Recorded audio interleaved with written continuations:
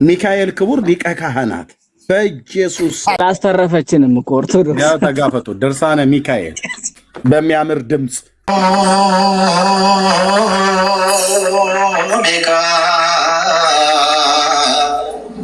አሁን ይህን ዜማ ስሰማ ውሸት ያለበት ይመስላል። ኖድ ብራዘር አንተኑ ተተኪ ትውልድ ተተኪው ትውልድ ወንዱ ማለት ነው፣ ሴቷ ወንዱ።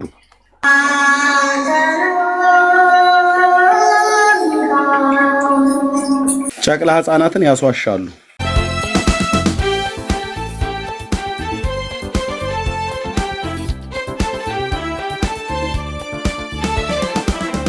ሰላም እብል ለአክናፊከ ስፉሃት እግዚኦ መሐረን ሚካኤል ክቡር ሊቀ ካህናት። እንደ ሚካኤል እውነት ሊቀ ካህናት ነው፣ ጥረት ሁሉ የሚያርፍበት ሚካኤል ክቡር ሊቀ ካህናት በኢየሱስ ዋት አድነኝ መለተክ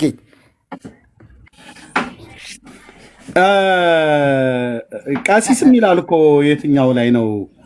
ታምረ ማርያም ላይ ነው ወይስ መልኩ ላይ ነው? የት ነው ያየሁትኝ? ሚካኤል ካህን ነው ይለዋል። አዎ ልክ ነው። ሚካኤል ቃሲስ የሚል አይቻለሁ። ስብሐተ ፍቁር ላይ ይሁን ሰዓታቱ ላይ አዎ መልኩ ላይም ይኖራል እንደሱ መልኩ ላይ አይዋለው። እስከዛ ስብሐተ ፍቁር ላይ ከሆነ እዚህ ጋር ሊወስድ ቆይ፣ ስብሐተ ፍቁር ሰዓታት ላይ ቃሲስ ይላል። እንደዛ አይነት ነገር አይቻለሁ የሚባል ሳሳት ሚካኤል ቄስ አርጎት ማለት ነው። አዎ ቄስ አርጎት። አሁን ትናንት አሁን በማህሌት ሲቆም ያደረ ነው፣ የተቆመ ነው። ስፉሃ ሚካኤል ክቡር ሊቀ ካህናት ተብሎ ይገርም ነው። ሰላም እብል ለአክናፊ ከስፉሃት ሚካኤል ክቡር ሊቀ ካህናት አድነን እመለተ እኪት።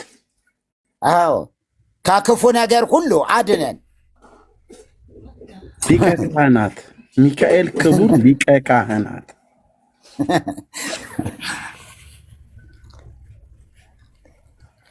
ወባለሃነ እምኩሉ መንሱት ለመድኃኒዓለም የሚባለው ነው እኮ ቅዳሴ ላይ አይተው የለ? አዎ አድነነ እምኩሉ እኪት ወባለሃነ የሚለው ልክ ነው። የመድኃኒዓለምን በቀጥታ ኮፒ አድርገው ለማን ሰጡት? ለሚካኤል። ሊቀ ካህናት ኢየሱስ ነው፣ ሊቀ ካህናት ሚካኤልም ነው። ማን ከማን ያንሳል አይነት። አቤቱ ጌታዬ፣ አቤቱ ጌታዬ፣ አቤቱ ጌታዬ፣ አቤቱ ጌታዬ። አላስተረፈችንም እኮ ኦርቶዶክስ። ያው ተጋፈጡ። ድርሳነ ሚካኤል መልካ ሚካኤሉ ሙሳለ መጽሐፈ ሰዓታት። አዎ ተጋፈጡ። ያው የጌታችን እናት ናት። በምድረ በዳ መናን በመገብ የሚጣፍጥን ውሃ የማራን ውሃ ማለት ነው። በጌታ እናት ስም በማርያም ስም ድርሳነ ኪዳነ ምሕረት ገጽ 119 ላይ እንደዚህ ተጽፏል። እስራኤልን ከመካራ ምድር ያወጣች እሷ ናት ብለው እያሉ በጸናች እጄ በበረታች ክንዴ ሕዝቤን ከእስራኤልን ከግብፅ ምድር አውጥቻለሁ ብሎ ያለውን ጌታን እስከዚህ ድረስ ነው የተካደው። አሁን እንግዲህ በመጽሐፉ ላይ ስናነብ ድርሳነ ኪዳነ ምሕረት ላይ ማርያም ነች መናን የመገበቻቸው ይለናል። ድርሳነ ሚካኤል ላይ መልካ ሚካኤልና ድርሳነ ሚካኤል መልኩ ላይ ማለት ነው። አጠቃላይ ድርሳኑም ላይ አለ። መልካ ሚካኤልና ድርሳነ ሚካኤልም ላይ ሚካኤል ነው የመገባቸው ይላል። እዚህ ደግሞ ሴብ ጸጋ ከዘመድኃኔዓለም ላይ 40 መዓልተ ወ40 ሌሊት ብሎ በሚለው ክፍል ላይ ይኸው መድኃኔዓለም ነው ያበላቸው ይላል። ይሄ ትክክል ነው።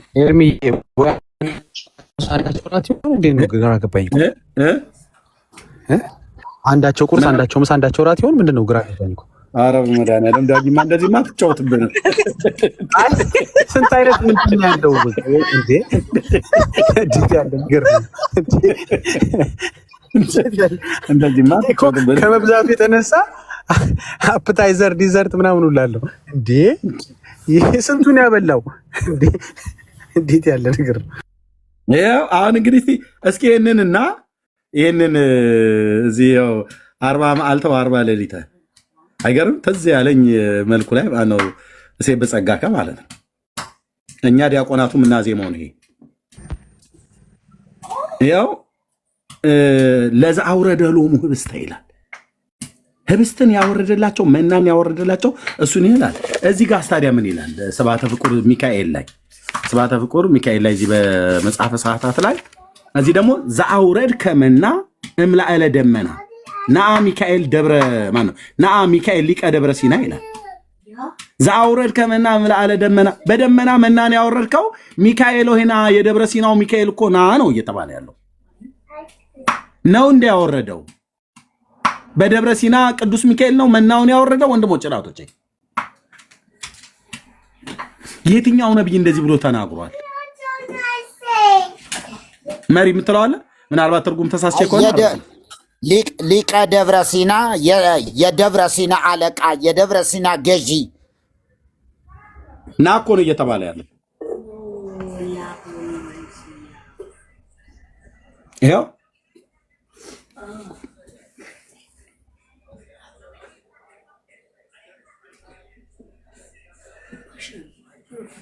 አሁን ቀደም እንዳልኩት ነው። እስራኤል ሙሴ ነው ትላለች፣ ሙሴ ደግሞ እግዚአብሔር ነው ይላል። ኦርቶዶክስ ሚካኤልና ማርያም ናቸው፣ መድኃኒዓለም ነው ያወረደው ትላለች። ጴንጤ ደግሞ ጌታ ኢየሱስ ደግሞ አባቴ ነው ብሏል። ጴንጤውም ተከተለን የምንለው የኢየሱስንና የሙሴን ነው የምንወስደው። የእስራኤላውያኑን አንፈልግም፣ የኦርቶዶክስንም አንፈልግም። ለምን? ሁለቱም በዚህ ጉዳይ ላይ ዋሽተዋል። የዮሐንስ ወንጌል መጽሐፍ ምዕራፍ 6 ላይ መናን በተመለከተ ጌታችንን ሲጠይቁት ያለውን ታስታውሳላችሁ። መና የሰማይን እንጀራ ከሰማይ የሰጣችሁ አባቴ ነው እንጂ ሙሴ አይደለም ብሏል። ኢየሱስ ደግሞ ማለት አንድ ሰውዬ ብቻ አይደለም። አየህ፣ አንድ ሰውዬ ብቻ ነው ብለህ የምትለው አይደለም። ራሱ በሲና ሕግን የሰጠ አምላክ ነው። ሙሴን ለነብይነት ሌሎቹንም ለነብይነት የጠራ አምላክ ነው እዚህ እየተናገረ ያለው። አባቴን የሰጣችሁ ብሎ ሲል ወደ አባቱ እኮ ሲጠቁማቸው በመለኮቱ እኮ ራሱ እኮ ነው የሰጣቸው። ራሱ እዛ ጋር የሚያወራቸው ያ የ33 ዓመት ወጣት ራሱ ነው የሰጣቸው። ዳርያዝ እንግዲህ ብራዘር በሚያምር ድምፅ በጣም ድምፃዊ ናቸው እኚህ ጳጳስ።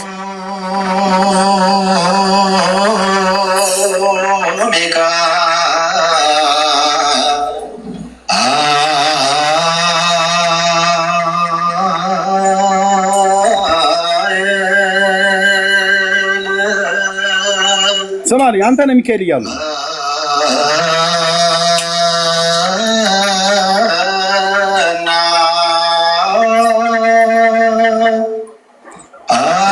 አሁን ይህን ዜማ ስሰማ ውሸት ያለበት ይመስላል ነው ብራዘር። አሁን ይህንን አስኬማ ስታይ ውሸት የሚዋሹ ይመስላል። ከእድሜያቸው ከእውቀታቸው የተነሳ ማለት ነው። እያወቁ ነው የሚዋሹት ወይስ አያውቁ ነው?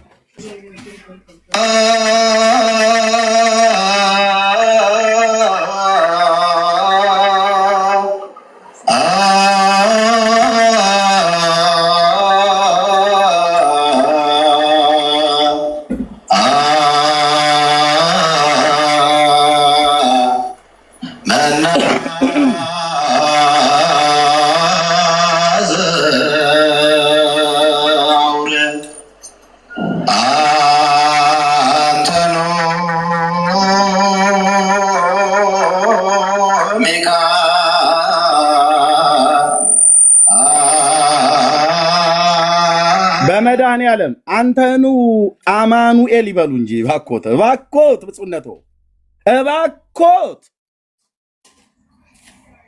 አማኑኤል ይበሉ በጌታ በኢየሱስ ክርስቶስ።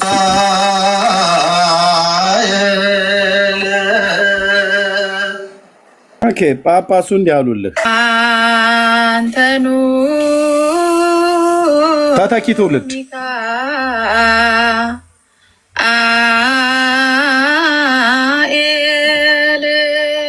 ወይኔ ህዝቤ መና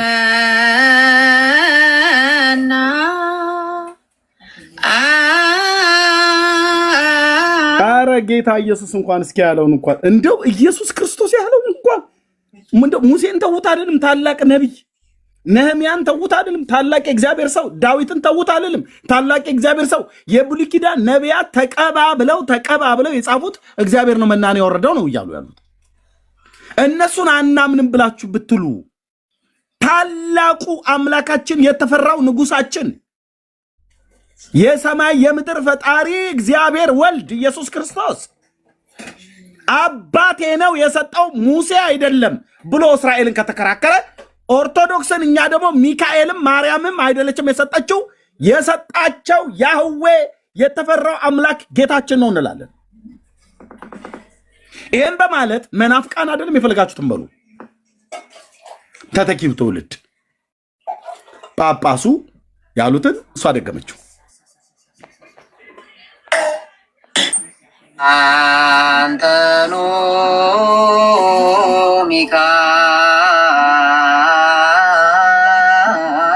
ሚካኤልም መና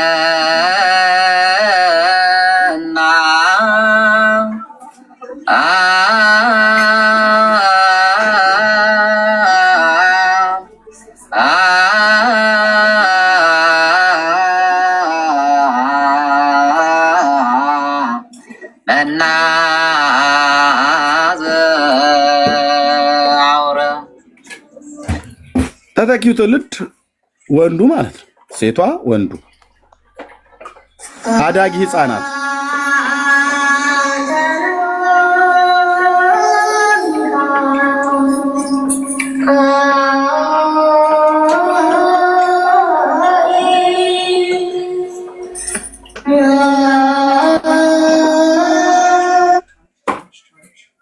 ቆመው ሊቃውንት የተባሉት ጨቅላ ህፃናትን ያስዋሻሉ። እነሱ ዋሽተው ያስዋሻሉ። ሊቀ ነቢያት ሙሴ ቢመጣ ምን ሊሆን እዚህ ጉባኤ መካከል ምልክ ነህምያ ብቅ ቢል ምን ሊሆን? ምዕራፍ 9 ላይ የተናገረው ነህምያ እነ ዳዊት ቢመጡ ምን ሊሆን? መናን ያዘነበላቸው ያወረደላቸው እግዚአብሔር እንደሆነ የጻፉት ራሱ አምላካችን መድኃኒታችን ኢየሱስ ክርስቶስ ቢመጣ እንዴ አልነገርኳችሁም እንዴ? ዮሐንስ የዘብዴዎስ ልጅ አልጻፈም እንዴ? መናን ያወረደው ሙሴ አይደለም ብዬ እስራኤላውያን ወገኖቼን አባቴን የሰጣችሁ ብዬ ያልኩትን ተጽፎላችሁ አላነበባችሁትም እንዴ ብሎ የሚል አይመስልም? ጅራፍ የሚያነሳ አይመስልም? እዚህ ይሄን ከበሯቸውን በአናታቸው ላይ የሚደፋው አይመስልም? ጴንጤስ ቢዋሽ ኪቦርዱን አናቱ ላይ የሚደፋው አይመስልም? ኢየሱስ እንደ እግዚአብሔር ቃል ካልተናገርክ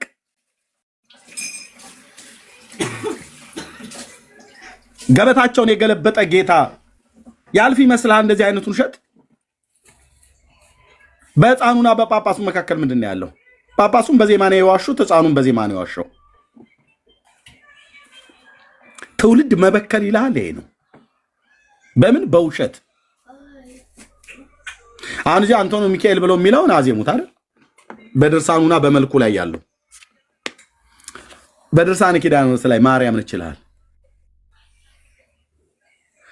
በሴበ ጸጋ ከስ ቅድም ያሳየኋችሁ ላይ የመድኃኔዓለም ላይ ይኸው 40 መዓልተ ወ40 ሌሊተ ለዛ አውረደ ሎሙ ህብስተ እያለ ማለት ስለ መድኃኔዓለም አንተን ያወረድክላቸው እንደ ሰናይ ፈደይዎ እኪታ መልካም ባደረክላቸው ፈንታ ክፉን መለሱልህ።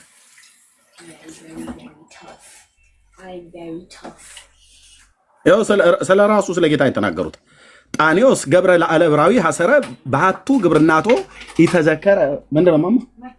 እሺ ዕብራዊ እርጉም ዲበ ፈጣሪው ተአየረ ካሉ በኋላ ማህበረና አይሁድ ተመድበሉ ለሰቂለ አምላክ ተመሃሉ ክቡረ ንጉስ ሰቀሉ ደሙ ይኩን ለአሌ ወለአለ ውሉድነ ይቤሩ።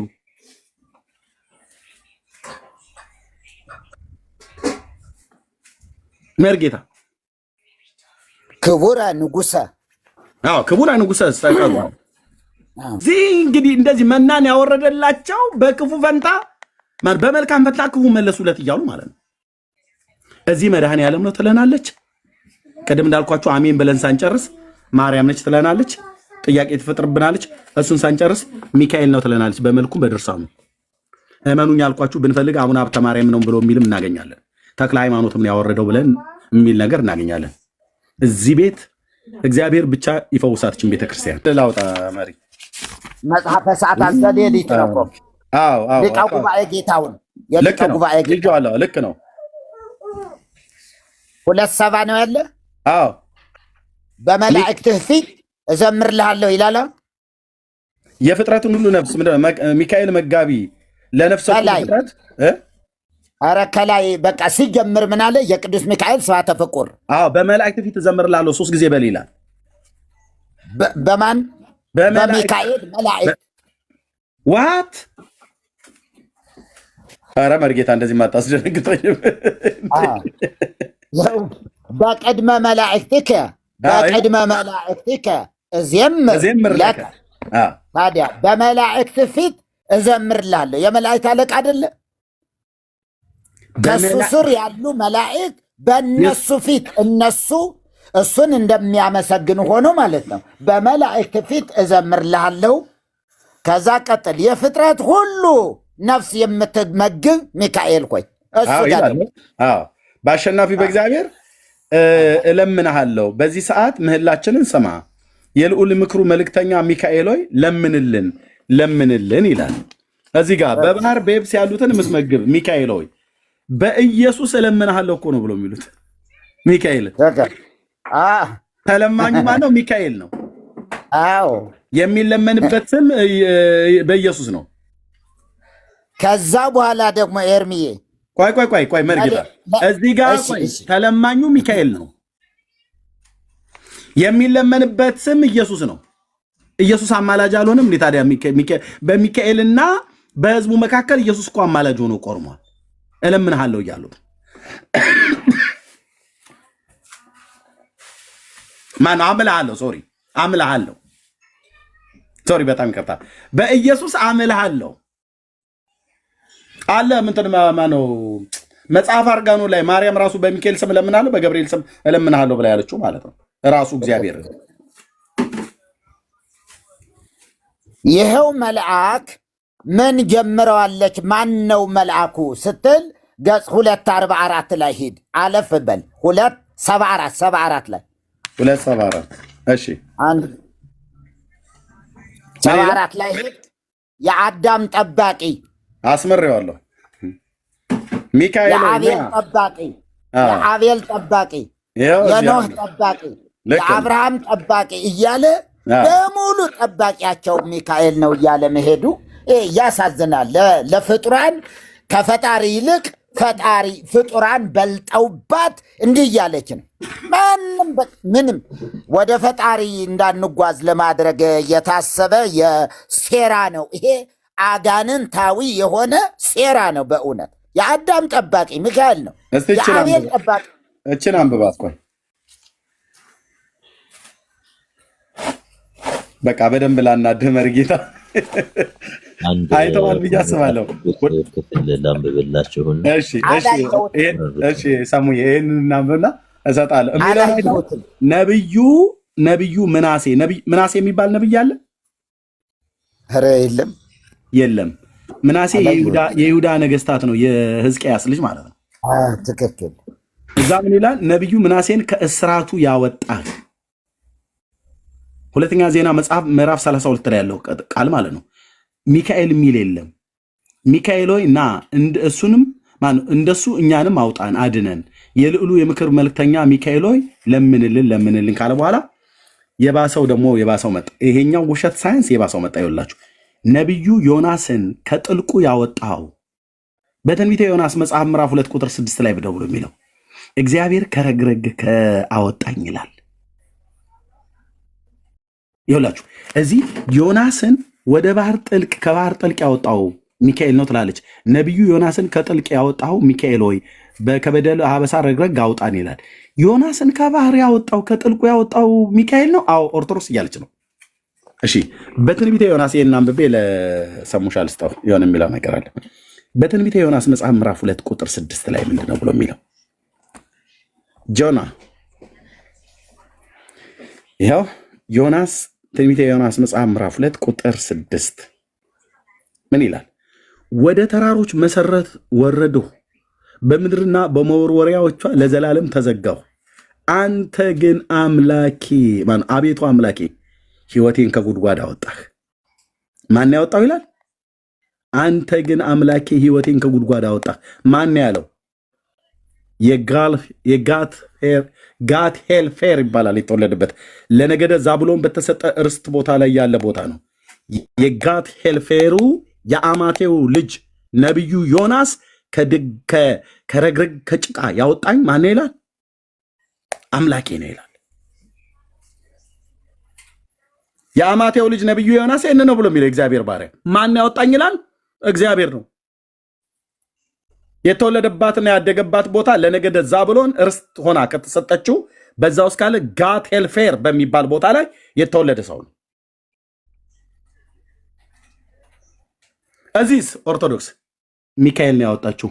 ዮናስ ስለ ራስ ምን ትላለህ? ጌታ ነው ያወጣኝ። አቤቱ አምላኬ ሕይወቴን ከጉድጓድ አወጣህ። ኦርቶዶክስ ሚካኤል ነው ከጉድጓድ ያወጣው። እዚህ ላይ ነው የደረሰው። ሰሙሻ መቀጠል ይችላል። እንኳን ደህና መጣው እንደሚ በክርስቶስ ኢየሱስ ክርስቲያን የሆናችሁ የክርስቶስ ቤተሰቦች እንደምን ቆያችሁ? ሰላም። እኔ እዚህ ጋር እንደ መጽሐፍ ቅዱስ ክፍልን ላንብብላችሁና መዝሙረ ዳዊት ሃርድ ኮፒው ላይ ምዕራፍ 67 ህዝባር 78 ላይ እንዲህ ይላል። በደንብ ስሙ። ከቁጥር 1 ጀምሮ ላንብብላችሁ። ሕዝቤ ሆይ ሕጌን አድምጡ፣ ጆሮአችሁንም ወደ አፌ ቃል አዘንብሉ። አፌን በምሳሌ እከፍታለሁ፣ ከቀድሞ ጀምሮ ያለውን ተምሳሊትና እናገራለሁ። የሰማነውን ያወቅነውን አባቶቻችን የነገሩንን ለሚመጣ ትውልድ ከልጆቻቸው አልሰወሩም። ኃይሉን ያደረገውን ተአምራት ተናገሩ፣ ለልጆቻቸው ያዘዘውን ምስክር በያዕቆብ አቆመ።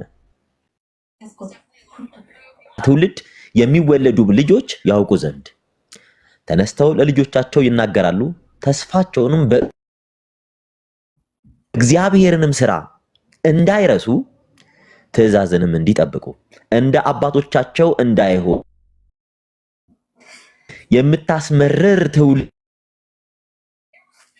ነፍሷ በእግዚአብሔር ዘንድ ያልታመነች ካለ በኋላ የኤፍሬም ልጆች ለሰልፍ ታጥቀው ቀስትንም ገትረው በሰልፍ ቀን ወደ ኋላ ተመለሱ። የእግዚአብሔርን ኪዳን አልጠበቁም፣ በሕጉም ለመመላለስ እምቢ አሉ። መልካም ስራውንና ያሳያቸውን ተአምራቱ አገር በጣኒዮስ በረሃ በአባቶቻቸው ፊት የሰራውን ታምራት ባህርን ከፍሎ ክምር አቆመ። ቀን በደመና መራቸው፣ ሌሊቱንም ሁሉ በእሳት ብርሃን። አለቱን በምድረ በዳ ሰነጠቀ፣ ከጥልቅ እንደሚገኝ ያህል በብዙ አጠጣቸው። ውሃን ከጭንጫ አወጣ፣ ውሃንም እንደ ወንዝ አፈሰሰ። ነገር ግን ይበድሉት ዘንድ እንደገና ደገሙ። ልዑልን በምድረ በዳ አስቆጡት። ለነፍሳቸው መብልን ይፈልጉ ዘንድ እግዚአብሔርን በልባቸው ፈተኑት። እግዚአብሔርን እንዲህ ብለው አሙት፣ እግዚአብሔር በምድረ በዳ ማዕድን ያሰናዳ ዘንድ ይችላልን? አለቱን መታ፣ ውሆችም ወጡ፣ ወንዞችም ጎረፉ። እንጀራን መስጠትስ ይችላልን? ለሕዝቡስ ማዕድን ያዘጋጃልን? እግዚአብሔርም ይህን ሰምቶ ተቆጣ፣ በያዕቆብ ላይ እሳት ነደደ፣ መዓትም በእስራኤል ላይ መጣ። በእግዚአብሔር አላመኑምና በመድኃኒቱ አልተማመኑምና። የደመናውንም ከላይ አዘዘ፣ የሰማይንም ደጆች ከፈተ፣ ይበሉም ዘንድ መናን አዘነበላቸው። የሰማይንም እንጀራ ሰጣቸው፣ የመላእክትንም እንጀራ ሰው በላ። ስንቅንም እስኪተርፋቸው ላከላቸው። ከሰማይ የምስራቅን ነፋስ አስነሳ፣ በኃይሉም የደቡብን ነፋስ አመጣ። ስጋን እንደ አፈር የሚበረብሩትን ወፎች እንደ ባህር አሸዋ አዘነበላቸው። በሰፈራቸው መካከል በድንኳናቸውም ዙሪያ ወደቀ እያለ ይቀጥላል። እስከ መጨረሻ አንብቡት። እንግዲያውስ መጽሐፍ ቅዱስ ምን ይላል? በኦሪት ዘጸአት ምዕራፍ 13 ከቁጥር 21 እስከ 22 ያለው እንዲህ ይላል። በቀንና በሌሊት ይሄዱ ዘንድ መንገድ ሊያሳያቸው ቀን በደመና አምድ ሊያበራላቸው፣ ሌሊት በእሳት አምድ እግዚአብሔር በፊታቸው ሄደ ነው የሚለው መጽሐፍ ቅዱስ። እና ቀጥሉ። ቴንክ ዩ ሰሙሻ፣ እግዚአብሔር ይባረክ። እንግዲህ ያው ለይታያችሁ ነቢዩ ዳዊት የመሰከረው ምስክርነት ነው። አሁን ሰሙሻ ያነበበው ታላቁ ነቢይ ሙሴ ያለውን ነው። ከቶራ ላይ እና ከክቱቪም ላይ ያነበበው ማለት ነው።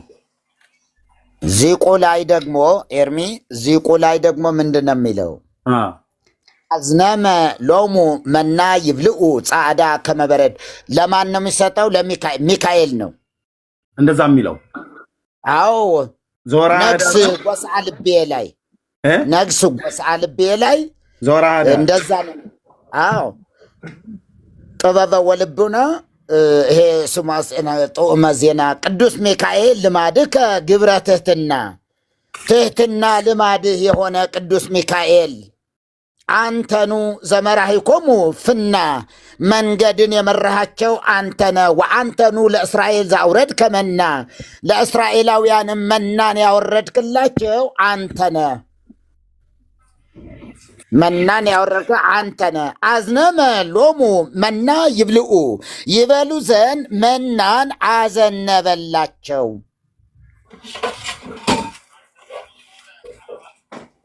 እያለ ይሄዳል ማለት ነው። መጽሐፈ ዚቅ የሚካኤል ህዳር ሚካኤል ላይ አይልም ብሎ የሚል ሰው ካለ ይምጣ። መጽሐፉ ስላለኝ ያሳያል። ቤቱ ለባለቤቱ መልሱ። በቤቱ ውስጥ እኛ ቤቱ ነን እንዳለ ቤተክርስቲያን የክርስቶስ ቤቱ ናት። ቤተክርስቲያን ባለቤት አላት። ባለቤቶች አይደለም ያላት፣ ባለቤት አላት። ብቸኛ ባለቤት አላት። ምክንያቱም የእሱ ሙሽራ ናት ከተባለ ለሌሎች ውሽሞች እንድትሆን አያስፈልግም። ድርብ ጋብቻ ልትጋባ አይገባትም ቤተክርስቲያን። ኦኬ፣ ድርብ ጋብቻን አንድ ወንድ ከአንድ ሴት ጋር እንዲጋባ የፈለገ እግዚአብሔር፣ ድርብ ጋብቻን የሚቃወም እግዚአብሔር፣ መፋታትንም የሚቃወም እግዚአብሔር ራሱም በእስራኤልና በእስራኤል ሕዝብና በእሱ መካከል በተደረገ ኮቨናንት ኪዳን ውስጥ እነሱ ሕዝቡ ሊሆኑ እሱ ደግሞ አምላካቸው ሊሆን ኪዳን ተጋብተዋል።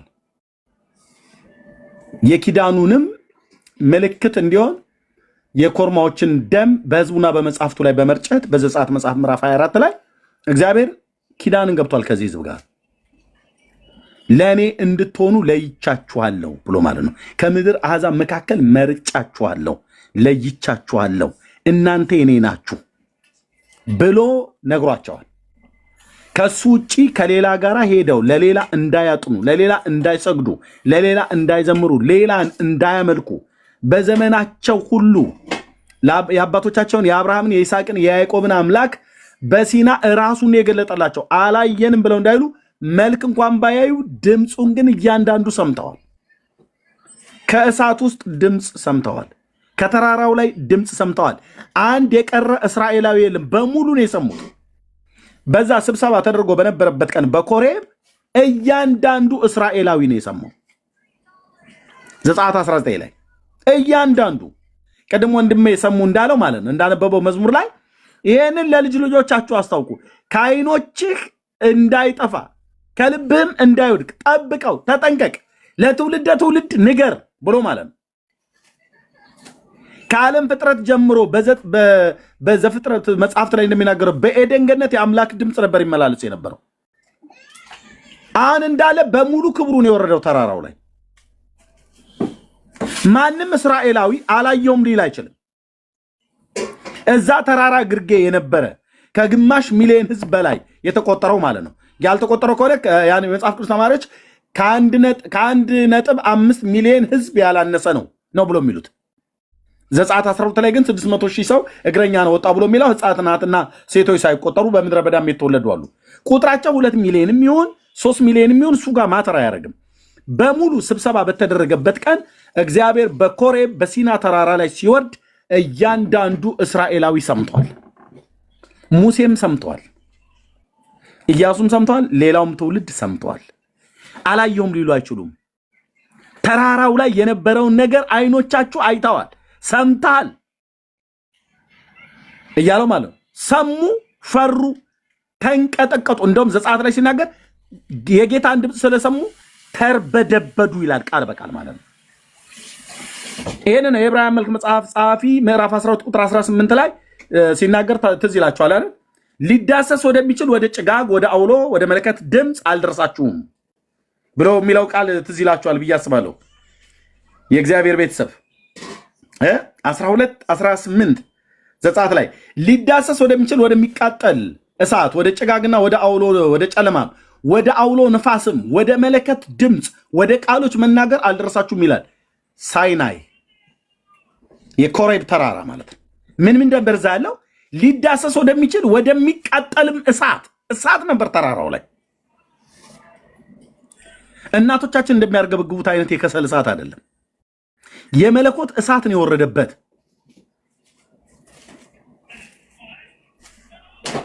እሳት ሊዳሰስ የሚችል እሳት ማለት ነው። በስጋ አይናቸው የተገለጠ የሚያዩት እሳት ማለት ነው። እንዲህ እንደምናወራው ቀላል ነገር አይደለም። ወደ ጨለማም ይላል፣ ወደ አውሎ ንፋስም፣ ወደ መለከትም ድምፅ። የመለከት ድምፅ ነበር እዛ ተራራ ላይ። ማን ነው የሚነፋው መለከትን? እግዚአብሔር አይደለም መለከትን የሚነፋው፣ እሱ ንጉሥ ነው። ማን ነበር የሚነፋው? መላእክት ናቸው። በማቴዎስ ወንጌል መጽሐፍ ምዕራፍ 24 ላይ የዘመን ፍጻሜ በሚደርስ ሰዓት ላይ በምድር በአራቱም የምድር ማዕዘናት መላእክቱን ይልካል ይላል። በመላእክት አለቃ ድምፅ እንዳለ በተሰሎንቄ መልእክት ላይ ቅዱስ ጳውሎስ ሐዋርያው ጌታ ሲገለጥ በአራቱም የምድር ማዕዘናት ያሉትን ለእርሱ የተሰበሰቡት ማለት ለእርሱ የሆኑትን ነፍሳት ሊሰበስቡ መለከት ይነፋሉ። የጌታ የሆኑት ተለቅመው አልኩ ከዚህ አመንዝራና ዘማዊ ትውልድ መካከል ተለይተው ወደ መንግስቱ ይጠራሉ። ላይጠፉ ለዘላለም ላይሞቱ ለዘላለም ማለት ነው። ግን መለከት ይነፋሉ መላእክት። እዛም ሲና ተራራ ላይ የመለከት ድምፅ ነበር። መለከቱን ማንም የሚነፋው? ንጉሥ በወረደበት ሰራዊቱ በዛ አለ። ንጉሱ በቤተልሔም በተኛበት አይደል ሰራዊቱ የነበሩት? የቤተልሔምን አየር ጢም አድርገው ሲዘምሩ ነበር። እረኞች ናቸው የሰሙት።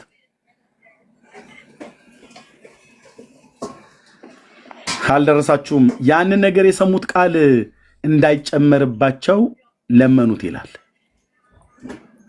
በቃ እንደማለት ነው። እንዳይጨመርባቸው ለመኑት። እንስሳ እንኳን ተራራውን ቢነካው ተወግሮ ይሙት የምትለውን ትእዛዝ ሊታገሱ አልቻሉምና። ለምን ሊታገሱ አልቻሉት? እጅግ የሚያስፈራ ነበር። በተለይ ቁጥር 21 ላይ የሚለውን ዘጸአት ዕብራውያን 12:21 ላይ ሙሴም እጅግ እፈራለሁ እንቀጠቀጥም አለው እስኪል ድረስ የሚታየው እጅግ የሚያስፈራ ነገር የሚያስፈራ ነበር ይላል። ሙሴ እጅግ እፈራለሁ ነው ያለው። እጅግ እንቀጠቀጥም አለው እስኪል ድረስ የሚታየው እጅግ የሚያስፈራ ነበር ይላል። እሳት፣ መብረቅ፣ ነጎድጓድ፣ አውሎ ንፋስ፣ ጨለማ ነበረ። ዘዳግም መጽሐፍ ላይ ታላቁ ነቢይ ሙሴ ዘዳግም መጽሐፍ ምዕራፍ 32 ላይ ቴንኪዩ መንፈስ ቅዱስ 32 ላይ የሚለው ነው። ሰማያት ሆይ አድምጡ፣ እኔም እናገራለሁ፣ ምድርም የአፌን ቃሎች ትስማ። ትምህርቴ እንደ ዝናብ ነጠብጣብ ትፈሳለች፣ ነገሬ እንደ ጠል ትንጠባጠባለች። በልምላሜ ላይ እንደ ጤዛ፣ በሳርም ላይ እንደ ካፊያ። የእግዚአብሔርን ስም እጠራለሁ፣ የአምላካችን ታላቅነትን ስጡ ካለ በኋላ እርሱ አምላክ ነው፣ ስራውን ፍጹም ነው፣ በመንገዱ የቀና የታመነ አምላክ፣ ክፋትም የሌለበት እሱ እውነተኛና ቅን ነው ይላል። ከዛስ እዚህ ጋር ነው የሚናገረው። ቆይ እዚህ ጋር ምን ይልናገር መሰለህ? እሱ እዚህ ጋር ምናገር መሰለ እስራኤልና የድሮውን ዘመን አስብ፣ የብዙ ዓመታትንም አስተውል። አባትን ጠይቅ ያስታውቅህማል፣ ሽማግሌዎችን ጠይቅ ይነግሩህማል። ይሄ ባለፈው ትውልድ እግዚአብሔር እንዴት እንደረዳቸው፣ እንዴት እንዳሻገራቸው፣ ባህሩ እንዴት እንደከፈለ፣ ከጭንጫ አለት ላይ ውሃን እንዴት እንዳፈለቀ ይነግሩሃል። ጠይቀ ባለፉ ሽማግሌዎችን ምን እያለው ነው ሙሴ?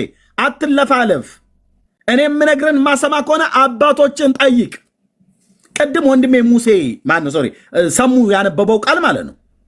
ለልጆቻቸው ለልጅ ልጆቻቸው እንዲያስተላልፉ ለአባቶቻቸው የተነገረ ቃል፣ እነሱን ጠይቅ ይነግሩህማል።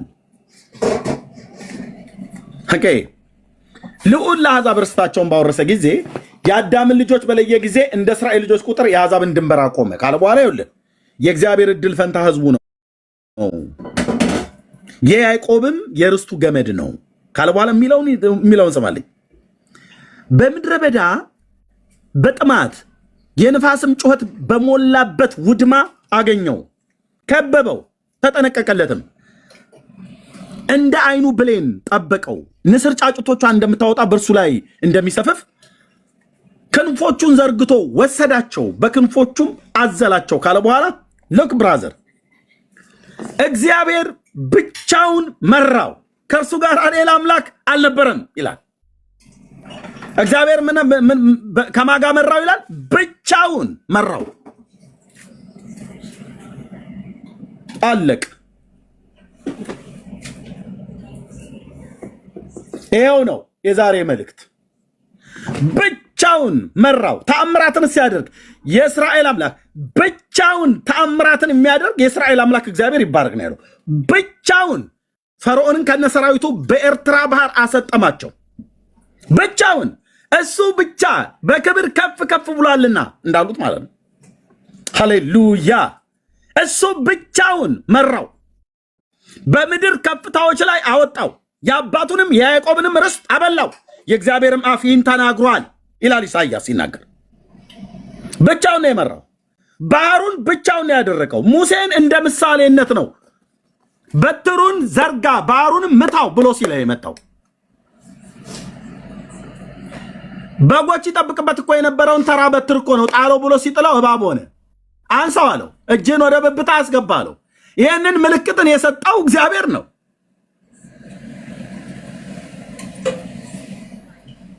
በበትሩ እንኳን ሙሴ ሲዘረጋ በትሩን ብቻ ጥሎበት ውሃ ሳያመጣ ነፋስን ሳያመጣ ቢከፍለው እንኳን የከፈለው እግዚአብሔር ነው፣ በባሪያው እጅ ማለት ነው። እግዚአብሔርም ይላል አይደል በሐዋርያት ሥራ መጽሐፍ ምዕራፍ 19 ላይ በጳውሎስ እጅ የሚያስደንቅ ተአምራትን በማን እጅ? ሃሌሉያ። የአባቶች አምላክ ለዘላለም ስም ይባረክ።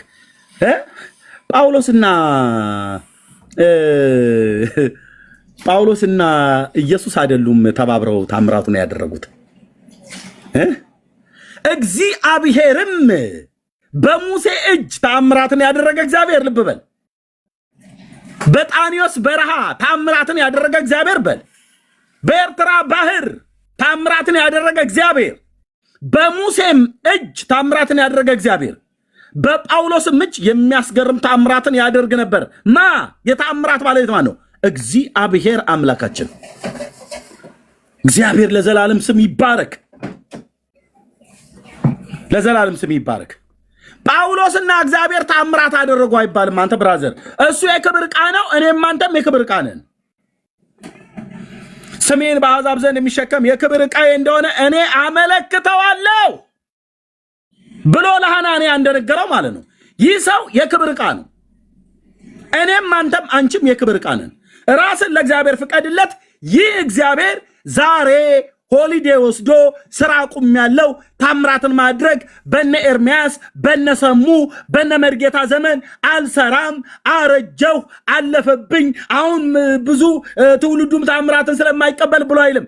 ለሚያምኑት አባቴ እስከ ዛሬ ይሰራል እኔም እሰራለሁ ብሎ እንዳለ ጌታችን ኢየሱስ ክርስቶስ በጳውሎስ እጅ በሙሴ እጅ ታምራትን የሰራ ከ1500 ዓመት በኋላ ማለት ነው።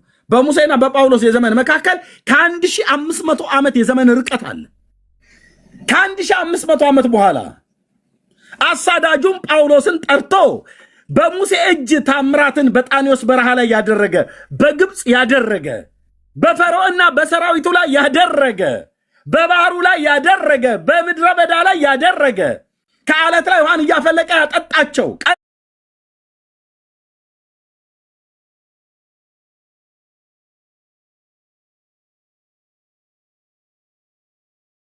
በደመና ሌሊቱን በእሳት ብርሃን የመራ በባሪያው እጅ ታምራ ኢየሱስ ተወኝ አንተዬ መንፈሴን አታበሳጨው ስልህ እኔ ስላሴ ባሪያ ተወኝ ስልህ ተውን። የምናመልከው አምላካችን እግዚአብሔር እናውቃለን። አቤቱ ፍርድን ለንጉሥ ስጥ፣ ጽድቅንም ለንጉሥ ልጅ። ሕዝብህ በጽድቅ ችግረኞችን በፍርድ ይዳኝ ዘንድ። ተራሮችና ኮረብቶች ለሕዝብህ ሰላምን ይቀበሉ።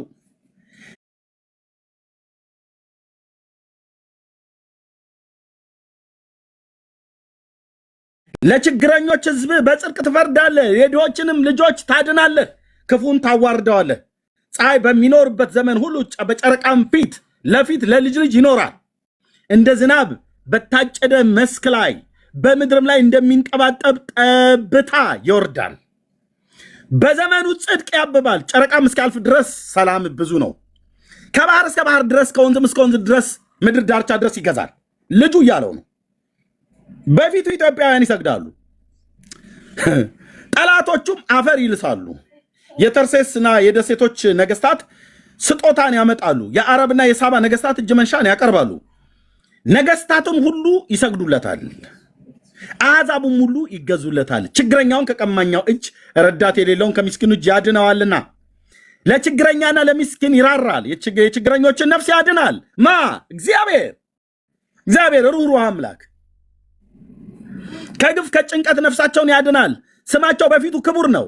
እርሱ ይኖራል። ከአረብ ወርቅ ይሰጡታል፣ ሁልጊዜም ወደ እርሱ ይጸልያሉ፣ ዘወትርም ይባርኩታል። በምድር ውስጥ በተራሮች ላይ መጠጊያ ይሆናል። ፍሬውም ከሊባኖስ ይልቅ ከፍ ከፍ ይላል፣ እንደ ምድር ሳር ይበቅላል ካለ በኋላ እንደዚህ ይላል። ስሙ ለዘላለም ብሩክ ይሆናል። ከፀሐይ አስቀድሞ ስሙ ይኖራል። የምድር አሕዛብ ሁሉ በእርሱ ይባረካሉ። አሕዛብ ሁሉ ያመሰግኑታል። መሲሁ ኢየሱስ አሕዛብ ሁሉ ያመሰግኑታል። እስራኤል እየሰማ ነው። አንተ ገና የሺዋ ኢየሱስ ማን ነው? እናቱ እግዚአብሔር ምሕረት ያርግላችሁ፣ እናቱ ጋለሞታ ሴት ነች እያላችሁ ስትሳደቡ፣ ድንግል ሴት ነች የወለደችው። እኔ ፊት ይህንን አትለፋለፍም፣ ታውቃላችሁ። እናንተ ግን ተፈልቀ አበሻቅጠ፣ እናቱንም አበሻቅጠ፣ ተወላጁንም አበሻቅጠ፣ ታናክን አታይም፣ ቶራ አንብብ ሲሉ ያዛጋሃል። ያው አሕዛብ እየባረኩት ነው። የሽዋው አዳን እናንተ ዝም ብትሉ ፍልስጤማውያን እየባረኩት ነው። ሶርያውያን እየባረኩት ነው። ኦኬ፣ አውሮፓውያን እየባረኩት ነው። አረብ ሀገራት እየባረኩት ነው። ምድርና ሞላ አሜሪካ፣ አፍሪካ እየባረኩት ነው። ካናዳ፣ አውስትራሊያ እየባረኩት ነው። በባህር ደሴቶች የሚኖሩ ሁሉ አሕዛብ በእርሱ ይባረካሉ። አዎ፣ በአብርሃም ልጅ በሆነው በኢየሱስ። እንደዚሁም አሕዛብ ሁሉ ስሙን አሕዛብ ሁሉ ያመሰግኑታል። ማንን? የቆመውን የእሴይን ስር የዳዊትን ልጅ ካለ በኋላ እንደዚህ ይላል። ብቻውን ታምራትን የሚያደርግ የእስራኤል አምላክ ይባረክ ይላል። የምስጋናው ስም ለዘላለም ይባረክ። ምስጋናው ምድሩን ሁሉ ይሙላ። ይሁን የዳዊት ልጅ የእሴይ ልጅ የዳዊት መዝሙር ተፈጸመ ይላል። እዚህ ጋር ነው ያበቃው። እንደዚህ ብሎ ነው ያበቃው። ብቻውን ምን የሚያደርግ ታምራትን በሙሴ እጅ ሲያደርግ ከሙሴ ጋር ተረዳርተው እንዳይመስሉ ብራዘር። እሺ፣ በጳውሎስ እጅ ሲያደርግ ከጳውሎስ ጋር ተረዳርተው እንዳይመስል። ባሪያዎቹ ናቸው፣ የክብር ዕቃዎች ናቸው። ራስን ልቀቅለት ብራዘር። ጌታን ፈልገው፣ የአብርሃምን አምላክ ፈልገው። የት ነው ያለው አባዬ በለው። ጌታ የት ነው ያለው? ለክብርህ ኖሬ ለክብርህ ልሙት በለው። በዚህ ትውልድ መካከል ስምህን አስከብሬ እኔም እንደ አባቶቼ የስምህን ሰንደቅ ከፍ አድርጌ መንግስትና ኃይል ስልጣን ከዘላለም እስከ ዘላለም ለሆነው ክብር ምስጋና በል እንጂ ክብር ምስጋና በሶስትነት በአንድነት ለሚመለክ ክብር ምስጋና አምልኮ ስግደት ለስላሴ ይሁን በል እንጂ ሌላ ሸራርፈን ቀናሰን ለማንም አንሰጥም።